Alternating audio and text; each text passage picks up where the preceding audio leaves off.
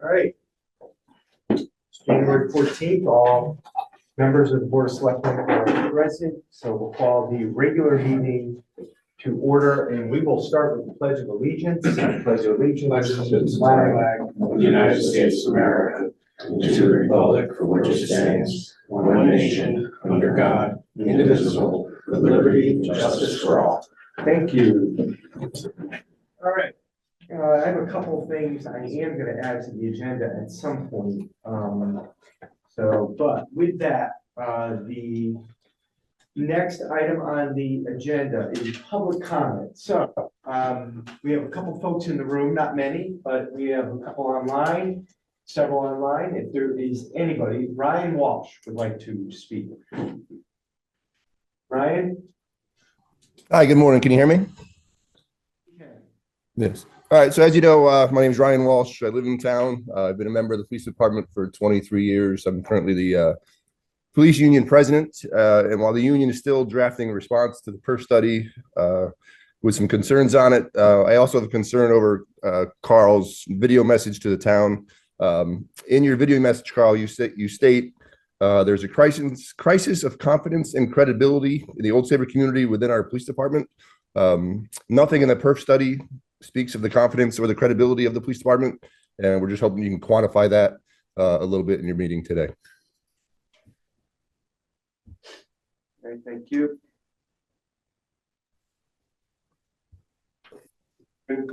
Carol? Am I unmuted? Yes, you are. Okay, thank you.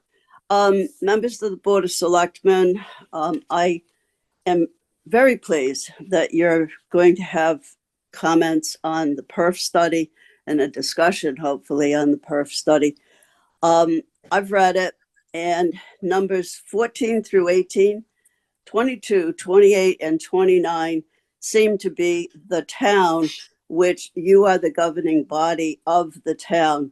So I hope that you can tackle those. You don't need the police commission. You don't need the police department to develop a policy for remote learning. Having the OSPD use the same system of financial records as the rest of the town, or hiring an HR person. This is, to my opinion, something that you guys can do on your own without having to work with police commission or the police department. So I hope that these things can happen quickly. Thank you. Thanks, Carol. No other hands are raised. Any other, I want to give an opportunity because there are several other people online. I don't want to shut anybody down. Laura. Good morning, everybody. I wanted to thank everybody on the Police Commission. I see some of you in the audience, and also the Board of Selectmen for getting us to this point with the release of the PERF study. So this is Laura Gray. I've lived in town for 30 years, and I tried my best to raise my children here. 12 years ago, my then 12-year-old son, and as a result, my family were the victim of Mr. Sparrow's heavy-handedness, and we were publicly humiliated, which caused me to send my child to school outside of Old Saybrook. I've closely followed the news, and I've spoken out against the behavior of Mr. Sparrow and some of his bad cops. But I also recognize that there are many, many good cops, and unfortunately, we've lost a good deal of those, a good number of those good cops, and I can't imagine how much that has cost the taxpayers money. Some people in this community have tried to silence me as I've spoken out against Mr. Sparrow. But now that the community has seen the report and read about all of his misdeeds in one place, there is ample support for removing Mr. Sparrow from his position immediately. His lack of integrity has violated the public trust. He has lied to us about employment outside of the department. And as a result, he's become a public safety issue. Our police officers, the dispatchers, and the public deserve so much better. And the Board of Selectmen and the Police Commission, everybody deserves so much better than Mr. Spera. And I'm also wondering if things stall and if the town doesn't move swiftly, if Attorney General William Tong can assist us in removing him from his position. So what I would like to see is an immediate suspension and a replacement. So thanks again to everybody who's brought us to this point. Thank you. Anybody else online, they're virtual? Okay, seeing none, we can turn to the live audience. There's just a few folks in here. Sir, could you Yeah, identify sure. yourself? Yeah, my name's Mark Hand. Okay, great. And thank you for finally addressing this issue. I've been paying attention for years to this, and it's glad to see it finally come to what I hope will be a smooth resolution. I just want to say that I have been paying close attention, and I know Board of Selectmen, you're our official governing body. I was not surprised by much of what I read in the report, and I did read the entire report. I watched the presentation. I was surprised, Mr. Fortuna, by your reaction to that. Seemingly, we can take recommendations or ignore them. It didn't seem like you were prompted to really move, and I understand you need to be pragmatic. However, the chief of police has caused a lot of damage to our town. We've had lawsuits, we've had bad police officers kept on the force, finally removed, exposing us to lawsuits, some of their behavior, but most of our police officers are fine people, and the dispatchers too. And what concerns me is that if I were the CEO of an organization and someone came to me and said, we're losing all these people because of this one person who's failing to lead, I would respond immediately with addressing the problem. I think we need to do that. I think Chief Spera is causing more headaches for our town, mainly for the police officers. I'm thankful for the police officers that are still with our force and that are gonna stick it out while we go through this.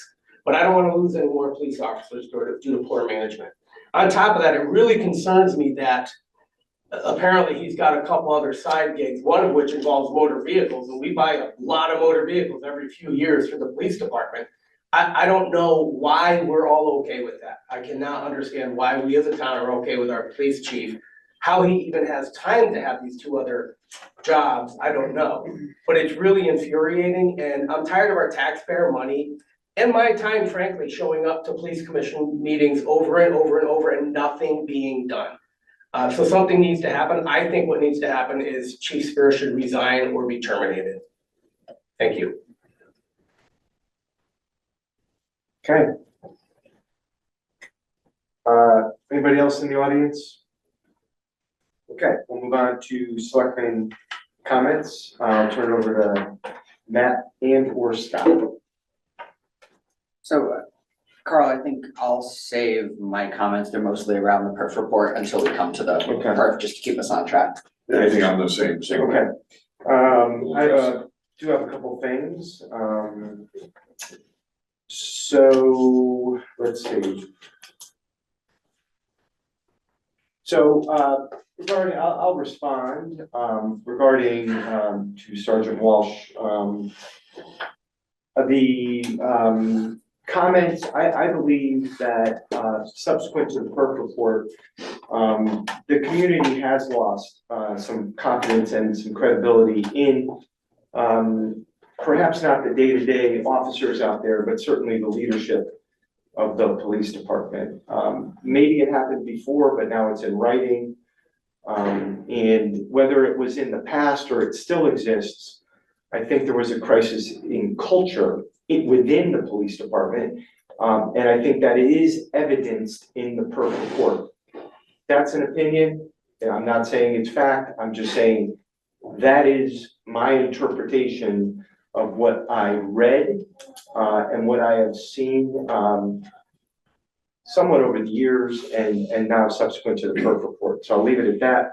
With regard to my reaction subsequent to the PERC report, couple things. There was a a threat of litigation, number one, so I wanted to be somewhat circumspect with my comments. Secondly, there are a couple recommendations in here, more than 2 or 3, that deal with collective bargaining, so they cannot be implemented right now unless we engage with the union and immediately correct that. So there are 31 of these recommendations. Many of them surround the police commission. To be frank, I've had multiple conversations with the chair of the police commission since the release of the report. And today, I plan on putting before the board 2 recommendations. Immediately, low-hanging fruit, no doubt, but 2 things that we can implement.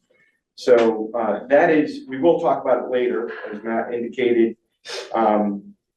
Couple other things that I want to bring up just under comments that many of you may not have an interest in. The probate court is in our building, and they have been a little bit dissatisfied with their space. They're basically have an interior office, and they say they don't have enough room. So I want this board to know that I'm working with the judge of probate to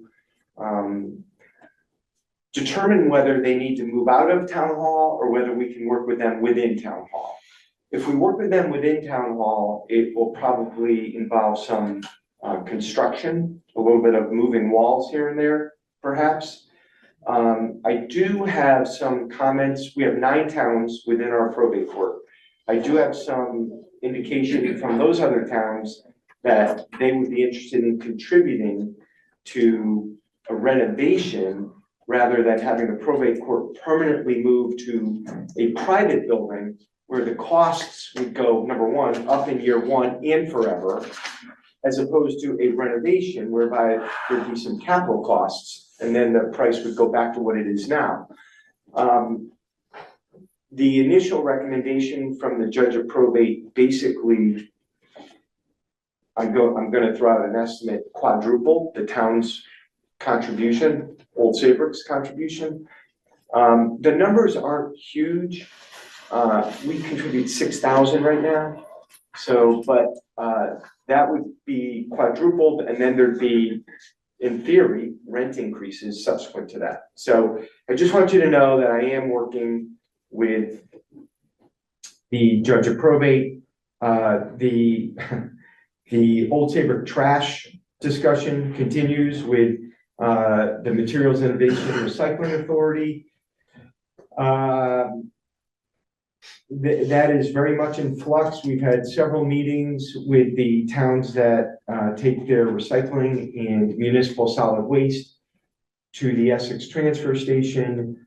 I've had those conversations privately with Senator Needleman and in conjunction with the other towns that go to the transfer station. In addition, the chair of the Mira Dissolution Authority Board, Bert Hunter, has been involved in trying to offload the contracts that go through 2027. I've talked to this board about this in the past, and we're working on that. Now, whether the towns stay together and go to the Essex transfer station, or whether several of the towns seek other options, I don't know what's going to happen. I still don't. This is clear as mud, and I'm not sure when that resolution will happen, but I'm guessing it will happen in the next 2 months. We will make a decision as to where Old Saybrook will take its municipal solid waste, and this is only from the transfer station. It is not, if you have private subscription pickup, it does not affect you.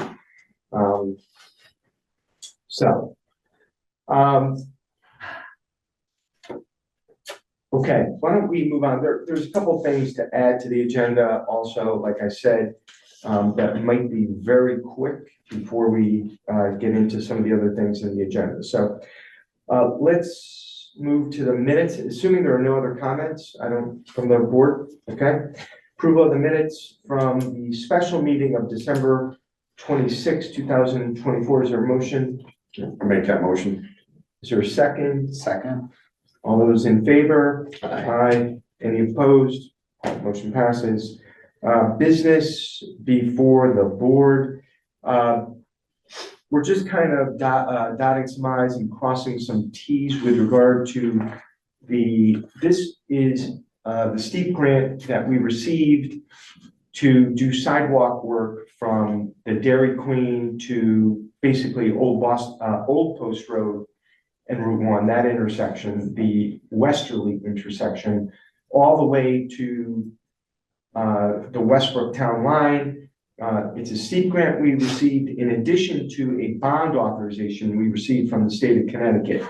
Apparently this was just a missing document, so I had to put it on the agenda to have this board authorize me to sign the program general municipal certification. So is there a motion for that? I'll motion it. Is there a second? Second. Any further discussion on that? I do hope to have that work started.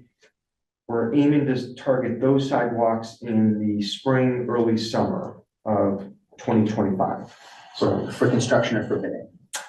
well, bidding, I would hope soon, construction. Great. So, it is not out to bid yet. Connecticut Water needs to repair one, I don't know if you've been out that way. They've had a survey crew out there the last few days. So Okay. Connecticut Water has to do some initial work and they have to replace a pipe prior to us going in and doing the sidewalk. So hopefully that'll get done either prior to or in conjunction with our work on the sidewalks. All right, so it's been moved and seconded. All those in favor signify by saying aye. All right. So, it's hard to believe, we do have other business, guys, so I know,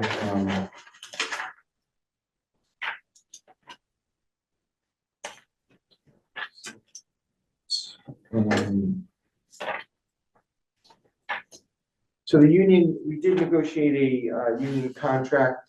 It was in your package, correct? Yes. Okay. And this contract unfortunately was blew way past the July 1 deadline. And I'm gonna say it publicly, despite the town's efforts to have a contract ratified on time, those contract negotiations extended well beyond July 1, which was the beginning of an uncontracted period, essentially. But we did get there. I'm happy to go through this briefly. Just hold on 1 second. First of all, are there any questions with regard to the contract initially? So, Yeah, I have two questions. If we could make sure, I'm Yep. looking at the red line version, Yep. just for reference. Sure. And so it's page 12. And so it's the section that's looking at leave. And so it looks like, I just want to try to understand that instead of there being an accumulated shared pool for employees that are out for an extended period of time, it looks like now the town is going to provide employees that can justify that they have basically to go on FMLA type of leave, that there is now an additional 50 days with pay, provided that they satisfy certain conditions, no abuse and. so a couple things. Yeah. We've used this provision once with the sick bank. Okay. Actually Vicky Duffy years ago, who we obviously have a pavilion named after. This is the sick leave bank. So we have software upstairs. We have timekeeping software, and this is the one thing we couldn't keep in the timekeeping software because it was so confusing. Mhm. I've been trying to get rid of this language in the contract for 2 negotiating periods. And we finally got rid of it. I said to the union, I said, we'll give you the time off. We'll just give it to you. Let's get rid of all this messy language in here. And upstairs in accounting, they have like one of these keeping notes on who has what. So, if someone is like Vicky was this sick, union and management get together and we determine what can we do to help this employee get back to work, hopefully. And it's never been denied under the sick bank. And I don't think it would be the intention of myself, or hopefully not a future first selectman, to deny it. So I said, let's just get rid of a ton of the bad language and codify it as to what we would normally do anyway. And that's essentially what happened there, Matt. And there were several parts like that. Let's go back to page 1, section 1.2. No one could figure out what that meant. This is another section that we've been trying to get rid of for several years. And the union finally agreed to cross it off. The pay rates were 3%. Inflation's hit everybody, let's just say that. Our previous raises were in the 2.5% range. And what I would say is, moving forward, inflation has come down quite a bit. So as we move forward in future negotiations, I don't think we're starting at higher numbers. I think we're perhaps more returning to the norm. Again, there was on page 6, ridiculous language, that they had to receive 20 cents more per hour and stuff like that. We just said, look, we're not gonna pay you less. And it's always gonna be more than 20 cents if you get, so just silly stuff in the contract that's part of it. So there was some removal of bad language, and then The other thing that jumps out to me is section 14.6, the bottom of page 19. This is. I was just gonna go through it. Okay, but, yeah. Okay, I'm there, yep. So this is the workers' comp. So this I'm just gonna tell you. Yeah, go for This it. codifies a practice Okay. that we've been doing for the last 10 Yeah. years. So all we said is, this is what we do anyway. So let's just put it in the Put it into the contract. contract. So that's all that was. With regard to page 20, the training and license certification. This is another thing we mostly do. So if guys have a CDL, we want them to keep their CDL at the DPW drive. Yeah. So we don't expect them to pay for that. And likewise with some of the other licenses. And we've always encouraged further education. That's how Bridget Reardon became our new assessor. She said, I'd like to go to school. And some of the folks in accounting took some accounting classes, additional college level accounting classes. So, and then you see in 15.2, we just got rid of, obviously with the approval of the CAO, some time off, but eliminated personal affidavit. Not sure what a personal affidavit is. So there weren't a ton of changes in the contract. A little bit on insurance, as you saw, not much. We're at a 5,000 family deductible. I don't know that there's much public sector room to go further on that. Private sector, I know they go up to 10,000, but there hasn't been that movement yet. And we do want to remain competitive. So we don't want, there's a fine line between saving money and having employees say your insurance is good enough for me to come work for the town. Those are, there wasn't a ton in there. I'm sorry it took so long. I have to tell you, I've been a little forgetful in bringing this to the board because I probably should have done this a month ago. It just kept slipping my mind and I didn't put it on the agenda. There's been no effect. I've basically indicated that I believe the Board of Selectmen will ratify it, and so no one's been held up. So I'm going to approve ratification of the contract, which the union has already done. Okay, I'll second that. Questions, comments? Good. All right, good. Thank you, guys. Hearing none, all those in favor signify by saying aye. Aye. All right. Discussion and possible action on refund of building permit fees. Let's just do this all in one. I'll make that motion. Is there a second? Second. Any questions on any of them? Hearing none, all those in favor signify by saying aye. Aye. I am going to take a point of personal privilege here and So, I'd like to add to the agenda, a private road name change, if I may. And, I just want to add it to the agenda. So I'm gonna make a motion to add to the agenda a road name change of a private road. I'll second that.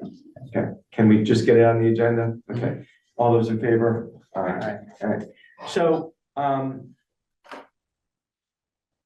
there's a road at the end of, I think it's, schoolhouse called Squawbrook. There's 4 houses on there. Okay. I think 4 houses and a lot. One of the residents, she may not want me to say her name publicly. One of the residents there said that is an offensive name. Squaw is, obvious, I'm not educated well enough on this, but obviously Native, a derogatory Native American word for, I guess, a young lady, I'm not sure. And so she brought it to my attention and said, Squawbrook, there are Squawbrooks or Squaw roads all over the country and they're being changed. And we on our road would like to change our name because we don't want this name anymore. I did a little research, she did a little research, and we have control over public road name changes, not private road name changes. But at the end of the day, there still needs to be something on the land records so that when someone does a title search, there's a chain of title saying, oh, everything from Squawbrook went to, and they're proposing Hawkbrook. So we don't need to have a public hearing like we do with public roads. We don't need to do various things, but we do need to do, I believe, a notice of decision, which is what we've done on previous public road name changes. So what one of the homeowners put in front of me was that they have a majority. 3 out of the 4 homeowners agreed, and they couldn't get the one. Apparently that person mostly lives in Florida, but the research indicates that a majority of a private road, it's not an association. So there's no governing body of the private road. A majority of the owners can vote, and that would be sufficient. I'm going to accept that, and they have voted as such, and it's been presented to me that they voted as such in writing.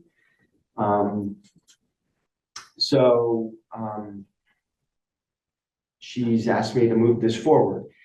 I am gonna put a July 1 date on there for the road name change, just to give the postmaster time, make sure there's proper notification of that.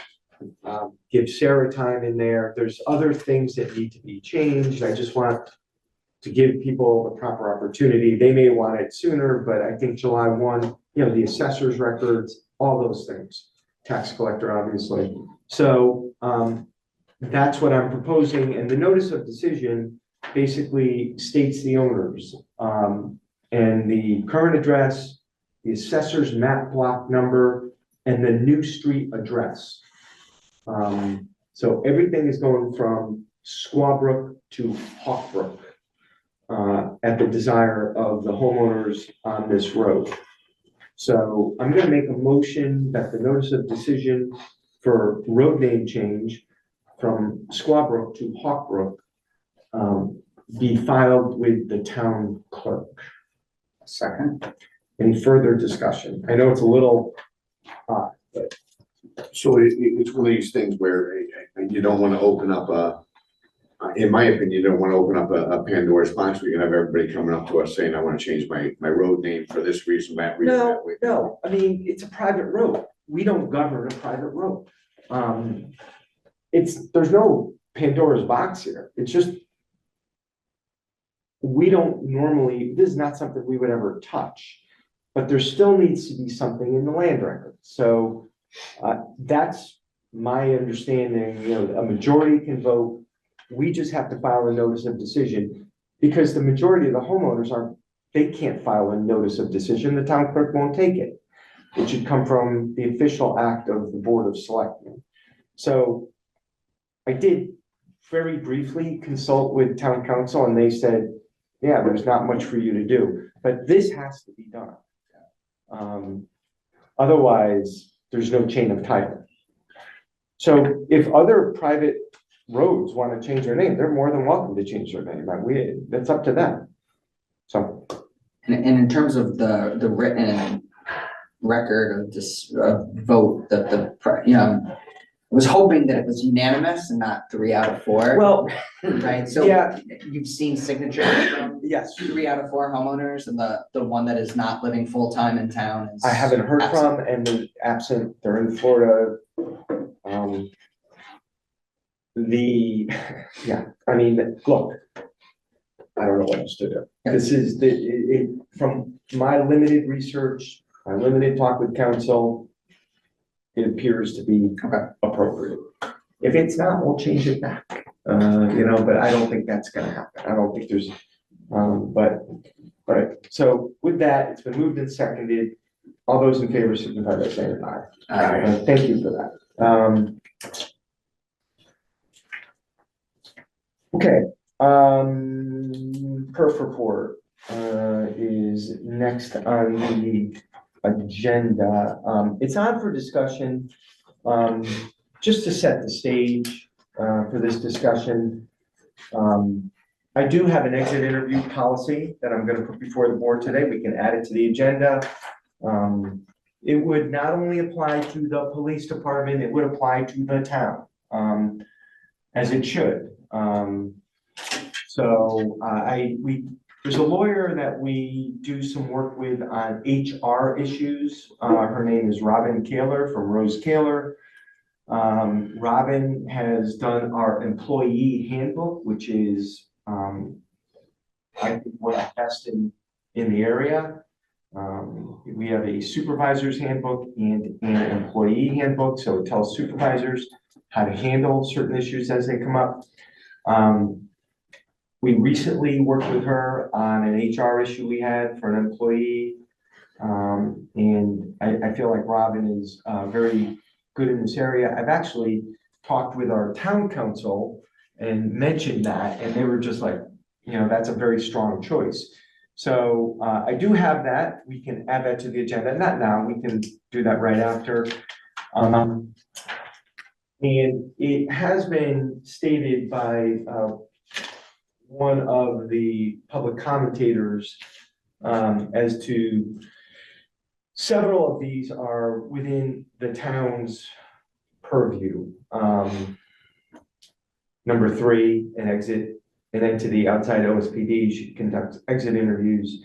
I think 16, the town should seek a legal opinion as to whether Chief Sparrow's business relationship with Maverick Motor Group complies with the town code of ethics. So again, I will just state it right here. I had several conversations with town council yesterday with regard to this issue. And I said, do you have somebody that you would recommend? So I have 2 names. This is, look, we just got this last week, right? I know a draft issue was circulating before, but the final report came out. I think prior action would have been inappropriate. But with regard to number 16, I do have 2 names let's see, one of them came from our HR attorney and one came from our town council. So I will look at 2 people to determine, to hire, to look into this. So this will happen also. So that is 3 and 16.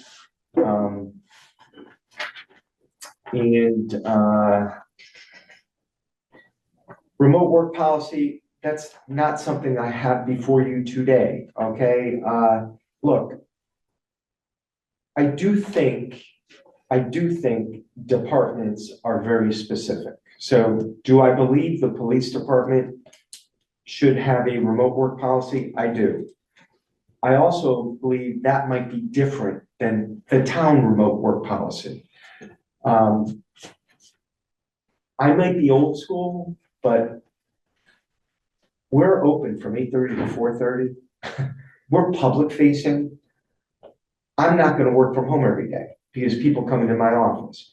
Can my finance director work from out of state? She can, and she does sometimes. When she and her husband go away, and she works. It's not like she's not working, she's there every day. Can the tax collector work from home?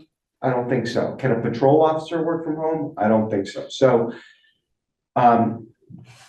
I do believe there should be a policy. I'm not saying there shouldn't be.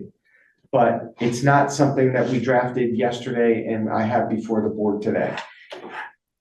And I am old school with regard to the town. I think people should show up to work. When folks come in, they should be helped. I mean, that's what we do. That's our existence. We're here for the public. So, years ago, we had an employee who was pregnant and not feeling well a lot, but she wanted to work. Did she work from home? Absolutely. We set her up. Our former town planner. And so there are instances where that can happen. It happened a little bit during COVID, but we were back to work pretty quickly. So yes, we will move forward on that. But it may not happen immediately, and certainly it has to happen with the approval of the chief administrative officer. So, and number 15 and 16 are somewhat related in terms of negotiating a more restrictive and transparent terms with the chief regarding outside employment. I think what we need to do is, there is a contract that the chief signed in 2009. Whether that is a contract that is still operative. Maybe some will question that, maybe some won't. I'm not gonna, the chief certainly thinks that contract is still in full effect, and I think the police commission, I don't want to speak for the police commission, but has generally recognized it. I think that as long, the chief has to devote his full-time duties, obviously, to his job, and there should not be a conflict of interest, and we will look into that, and there shouldn't be anything that takes away his time. But it does clearly state in his contract that there's something that allows for a side business. Now, that side business has typically been training folks in EMT. And he's done a lot of that. And he's done some of that with the towns, with the fire department, with the police department. So that is something, I think they are related, and they'll be addressed as best they can. I think all parties, I agree with number 17. We should all be signing a code of ethics to annually complete. That's what I have to do. I serve, Matt, you're a state employee. I serve on the MIRA Dissolution Authority, and because it's quasi-state, I have to sign, I have to disclose any interest I might have in any other businesses, trusts, even some of my stock holdings. So that is definitely something we can tackle if you're a town employee, obviously. So, and then number 22 is the town should strike from future contracts with the chief. So I think we probably all agree with number 22 that it should not be worded the way it is worded, certainly with regard to evaluating that position. We can look at the 2 EAP programs as they recommend, and we can work with the EAP providers to determine why the employees are not using it as much. But look, this board, in my opinion, is going to work very closely with the police commission. A lot of this is put on the police commission. You're a volunteer board. You are scheduled to meet once a month. I know you meet more than that. But you know, we are the government, you know, we're the board that can take action. And, you know, we will work with the police commission to assist as need be. I have offered, and the chairman has accepted, legal counsel advice. If the chairman needs advice, he'll call me and say, do you mind if I contact? I say, no, contact town council. I do not want the chairman of the police commission to run afoul of any laws or statutes. So we actively discuss what might be ahead and how the police commission might or might not take action. So those are some very brief comments that I have with regard to the PERF report. I think the PERF report, if you read it, is, I mean, I don't think there's any other way to say it. It's damning. It doesn't paint a pretty picture. So I'll leave it at that. And we do have some action items, at least one action item. So I don't know if, you know, I'm not asking either of you, one of you to comment. Look, there's gonna be more to come on this, certainly. So Matt, you look like you're chomping at the bit. Well, I have some comments, and thank you, Carl. And I just want to communicate to everybody, this is our first chance to speak publicly about it. So I think it's important now that the full report is out to just, I know that there's still some whispers. The full Board of Selectmen had the draft report, and I just want to reiterate that what I see in the final report is in line with how PERF describes it in the report, that, quote, none of the updates to the final report have materially amended any of the report's substantive conclusions. I think that when you look at the final report, you can see the context of any comments that were given. And I think that PERF did a really good job in sharpening language and clarifying language in the final report. I just want to thank everybody that participated, all citizens, former and current police officers and staff that participated and took the time to be part of this. And I want to make sure that we as the Board of Selectmen are supporting our officers, our dispatchers, people that give their time and serve our community. The board is, we have opportunity today. I want us to continue to have opportunity for the public to speak. I know we didn't have that chance last week. I think it'll continue. We have police commission meetings scheduled, Board of Selectmen is meeting. I've had a lot of time to absorb this since we had the draft report before Thanksgiving, but you know, the thing that hit me was actually listening to PERF present the report last week. Their deliberate, measured approach as professionals really made the report land differently than when I read it on paper. And I agree with how you described it, Carl. It's very troublesome, troubling to hear the findings that are presented here. And I think that we as Board of Selectmen need to take swift action to address as many of these recommendations as possible, because this is our public safety apparatus.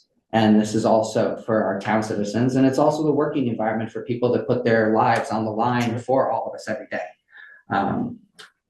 And I'm glad you've been in conversation with the chair of the police commission. I understand that the police commission has a role to play here, and I second what you're saying in terms of the Board of Selectmen has a role. We authorized the PERF report and worked in conjunction with the police commission. I think we need to support the police commission as we make decisions here as to how to take up these recommendations and what to do next. You've hit on most of the recommendations that I see as clearly being within the Board of Selectmen, the town's ability to start to move on. But the other piece that I think is, just in terms of being deliberate is a little bit challenging is, several of these are talking about the police chief. And I just want to make sure that we're on the same page in terms of how to actually have this conversation in public where we need to be in executive session, because we're talking about performance of somebody, and where we can have an open conversation about this. That for me, I want clarified so that because I feel right now that I'm kind of dancing around what we can talk about and what we can't talk about. So, my comments are limited at this point to what I read in the report and not an opinion, publicly about the performance. Obviously, look, when you talk about an employee,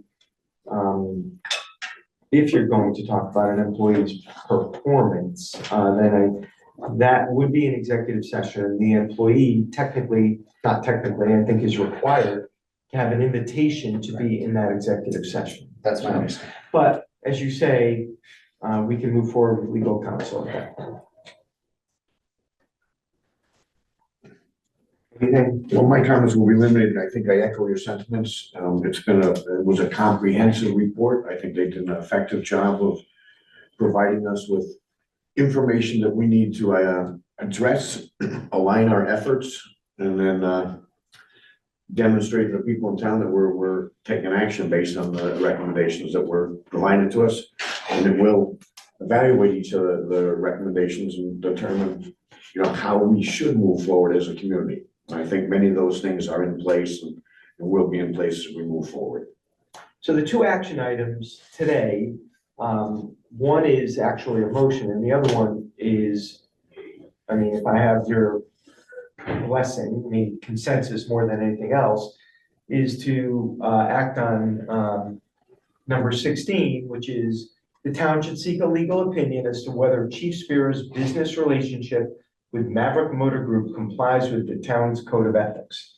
So, as I said, I have two names. I'm going to call both, probably talk to both, and make a determination as to which direction to go in. Hire a person, let them go. That's the idea, and that I think satisfies, and I can keep the board apprised as to any developments on that. So that's that. Other than that, we have this exit interview policy. Did you guys get this? You sent it to us.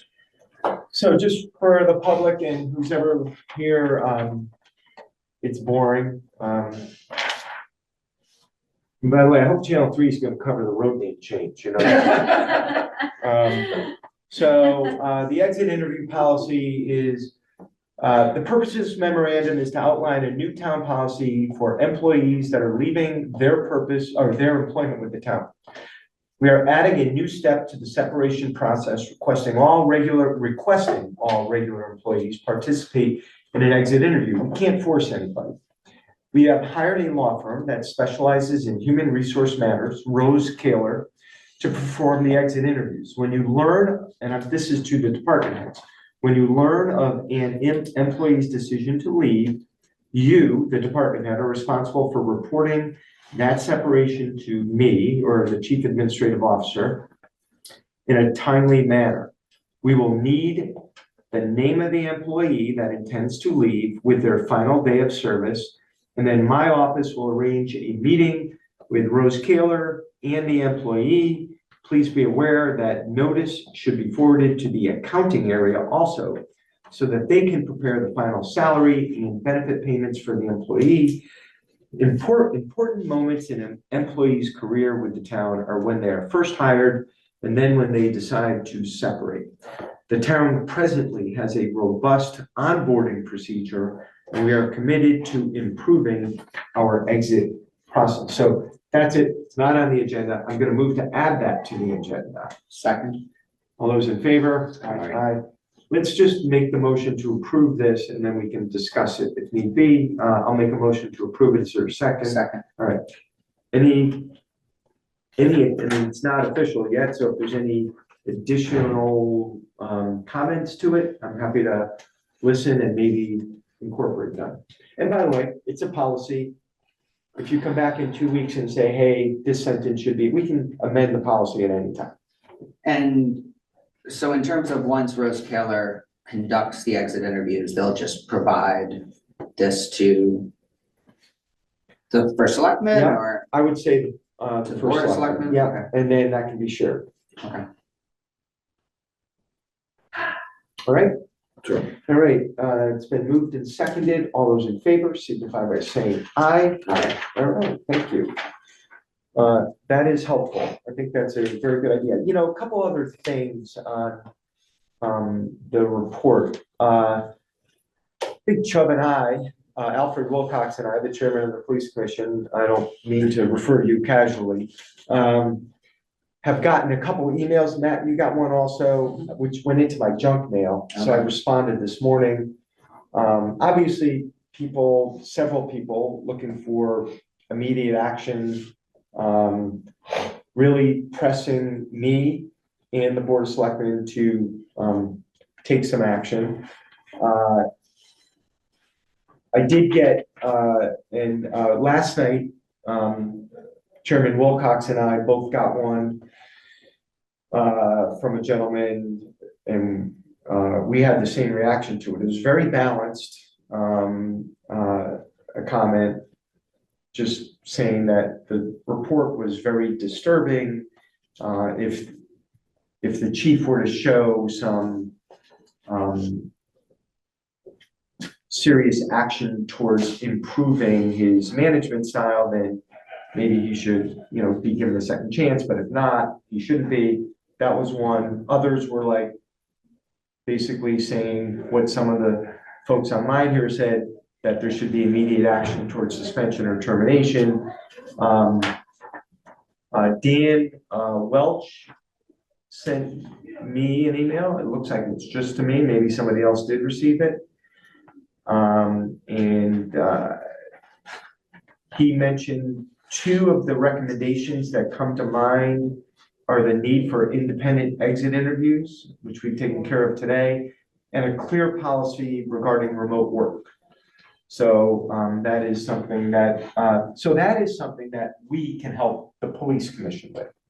Okay, so I can have Robin Kaler at Rose Kaler help us with that and put something in front of you for you to work with. Okay, so those are two comments, but obviously he does send this to the police commission. Dan Welch did also. I also received, and I want to be very balanced here, from Allison Tanner, who is a patrol officer. I think she's per diem. I hope I'm right. I think she's a school resource officer. Oh, she says SRO. Okay. She was very upset with the report. She feels it's a very long letter, 2.5 pages.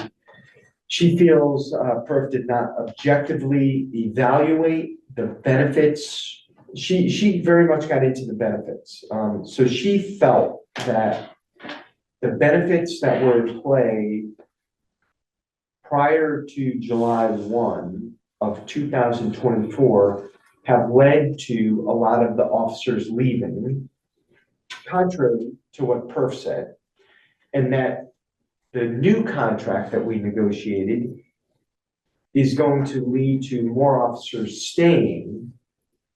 And she indicates that she, in fact, is interested maybe in becoming full-time if that opens up.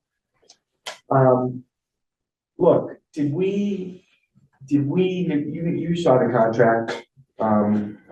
Did we improve the benefits slightly? Maybe somewhat, I don't know how substantial they were. We improved the benefits. It's a negotiation.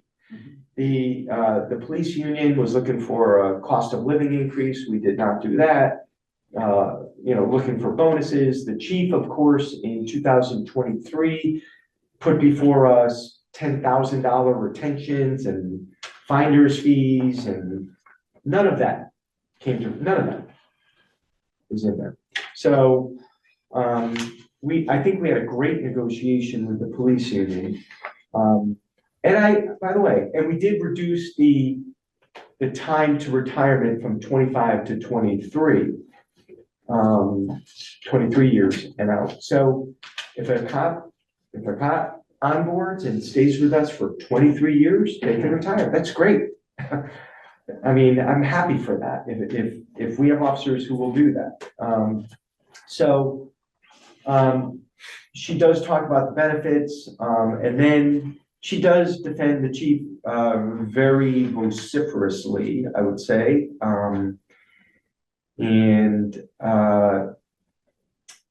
Just feels like the chief has done a very good job.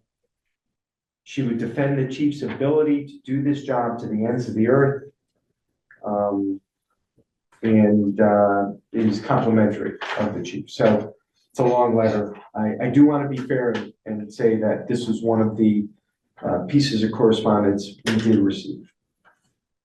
Okay. Yeah, I just want to make a comment regarding, and I've heard this a little bit, that the perf study was supposed to focus on pension, benefits, salaries, and from my point of view. And organizational Yeah, culture. Right, or it was supposed to focus on why are we losing police officers? And so it looked at pension and benefits. It also looked at organizational culture. And for me, the walking away from this, perf showed that old Saybrook's pension and benefits fall right in the middle of the pack, right? Which is where you want to be. You don't want to be the best because then maybe you're putting too much out there, right? And the taxpayers would be coming to us with other issues. You don't want to be the worst because then you're not competitive. We fall right in the middle. And so really everything then did shift to the other issues. And that's where the 31 recommendations are focused. So. Okay.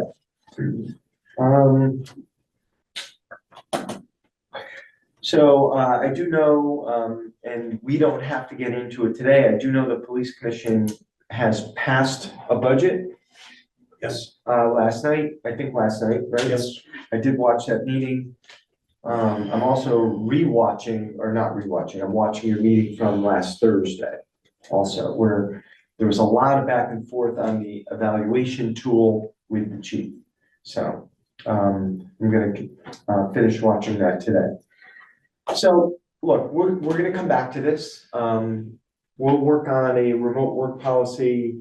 I'll see if I can get something that is more specific to police departments. And we'll work on one for town hall.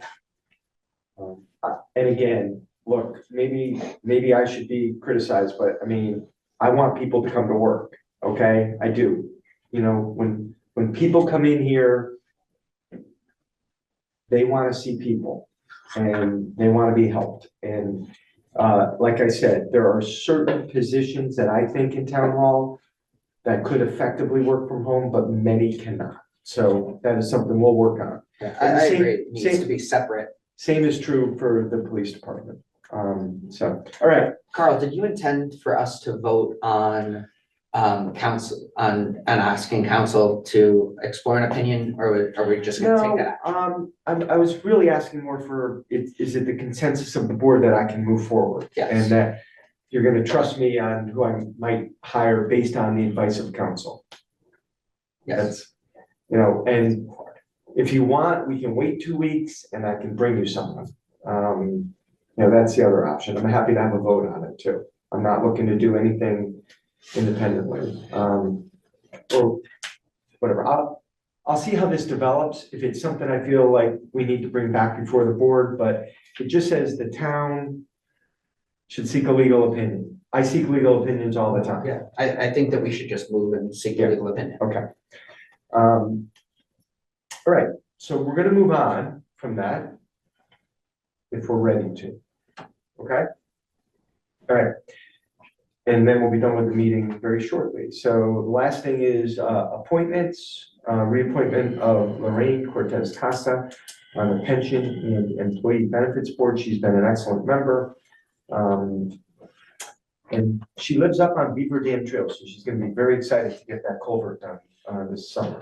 So I'm gonna move her reappointment. Is there a second? I'll second.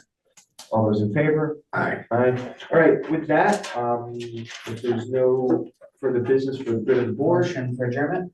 second, all those in favor? Aye. Thank you.